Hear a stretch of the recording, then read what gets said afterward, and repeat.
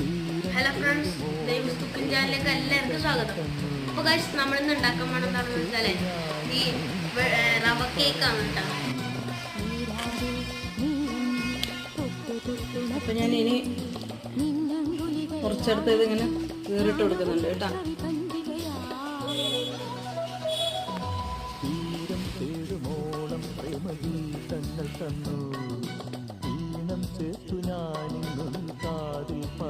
അപ്പൊ ഇത് നിങ്ങൾ എല്ലാരും ഉണ്ടാക്കി നോക്കാം കേട്ടോ.